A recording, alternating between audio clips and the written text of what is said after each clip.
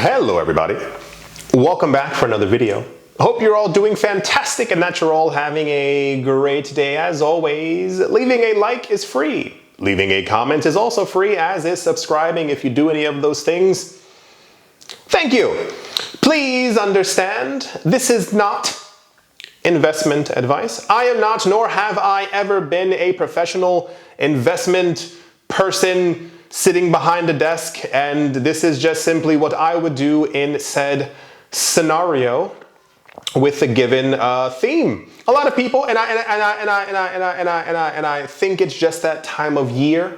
Once again, a lot of people are asking, what would you do with 1,000 in crypto? What would you do with 10,000 in crypto? It's often like a very kind of fun thing that you see on Twitter and Reddit sometimes. What would you do if you had $1 million? Where would you put it? How much money would you allocate to this, that, and then? So, the theme of this video is what I would do if I were just starting out in crypto and I only had $10,000 to invest in the market. This is my opinion, and I'm going to go from the least risky to the riskiest that I believe that there are on the market. Once again, not financial advice and not advice at all, just me talking. The first thing with $10,000 that I would buy in the cryptocurrency market, I'd be putting $2,000 into Bitcoin. It's Bitcoin. I don't know what else to really say. It's the head honcho and has been for almost 14 years now.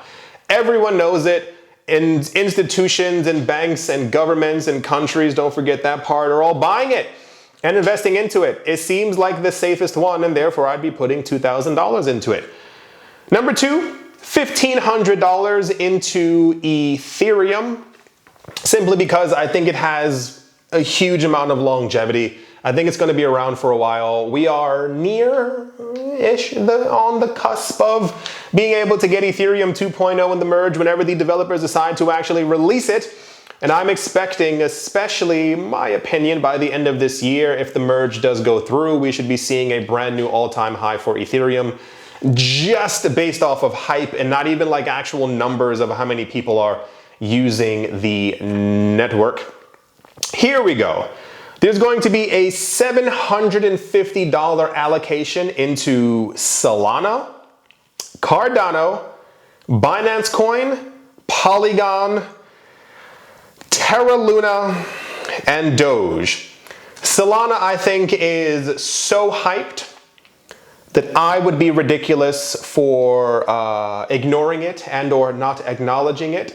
So 750 seems totally fine. I do not know if this coin will ever replace Ethereum, as many believers believe, but I do think it has a very big chance of becoming another, what do you call it?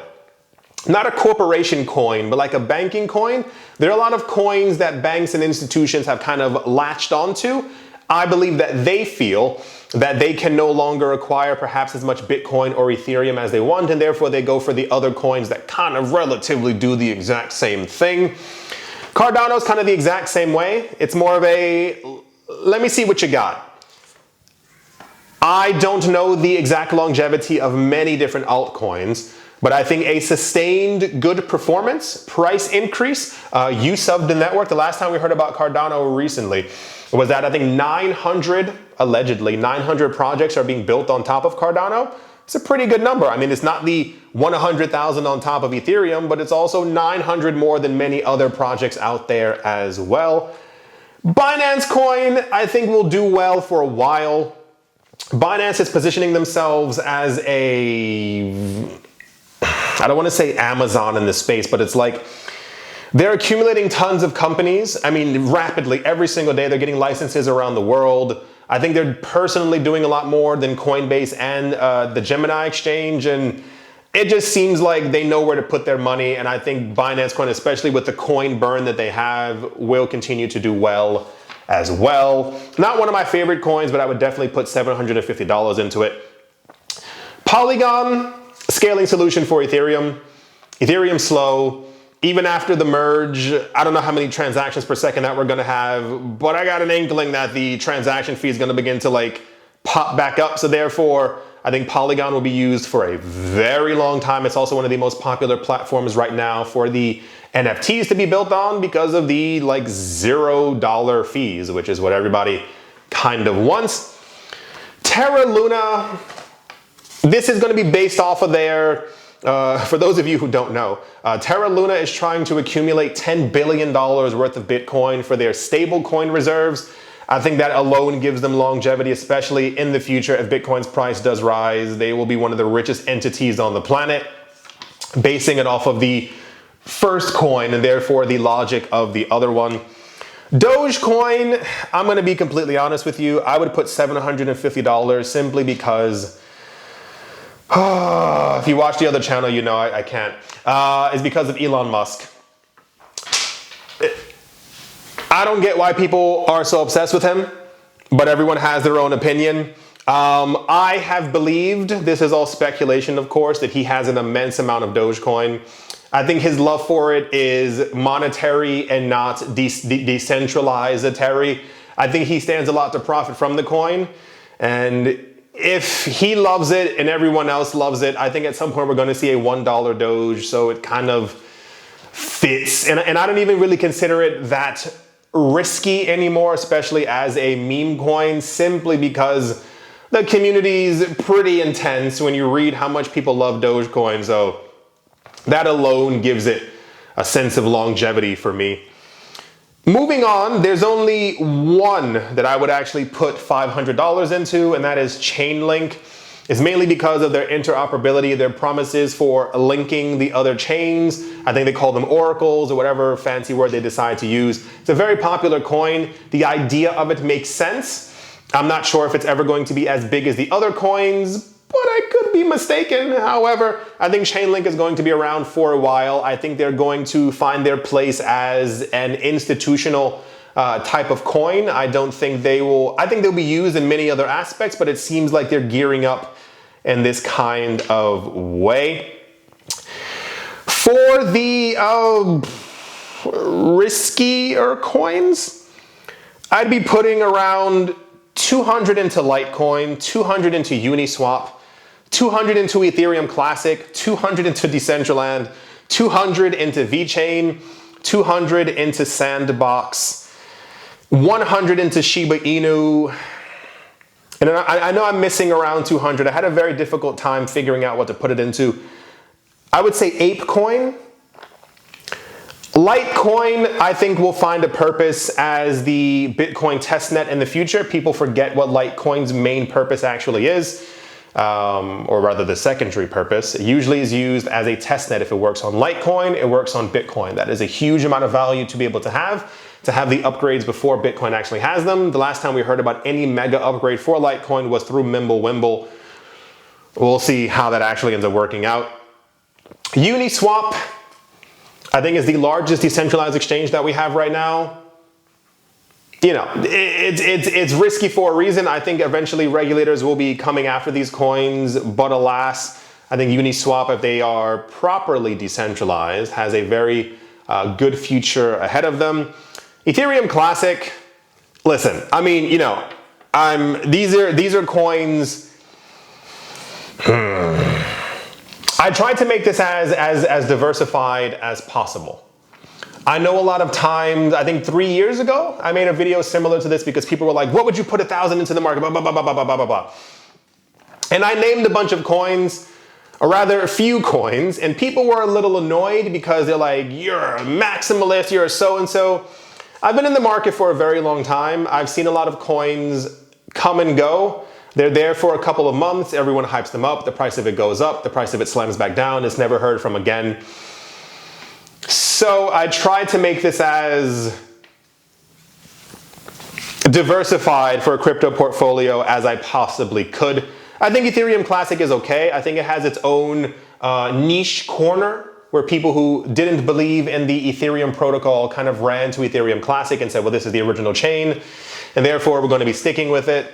Does it have a future? I don't really know. We heard news a couple of years ago that it was going to be more used by a number of experts and stuff like that, and it's kind of a, you know. Decentraland and Sandbox, I think these are going to make it. I'm trying not to put all my chips onto one metaverse platform because I think we're going to have a lot of them. I think these are the two most popular ones right now. But I think we're going to see, it's kind of like during the advent of the internet, there were like a good 15 really popular websites that expanded to about 1,000.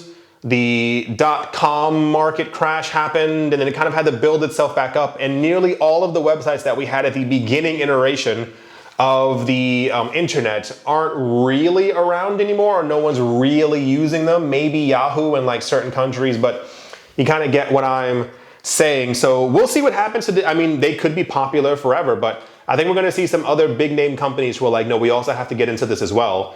And if they have the funding and the, you know, the backing, they're also going to be kind of good. VeChain Thor, I won't lie to you, I put it on there because people won't stop screaming to me about VeChain Thor. VeChain Thor and Chainlink for years, like I get it, it's popular, I got it, you have some, I get it. ApeCoin, I went over that in a couple of other videos. I think the project is going to be big. I do not know how big, and I myself don't plan on allocating a massive portion of my portfolio into that coin or that project simply because I don't know where it's going. It could just be hyper hyped right now, and I'd rather have some extra security putting tons of money, my opinion, into Bitcoin or into Ethereum and other bigger coins as opposed to this brand new coin that just appeared on the block.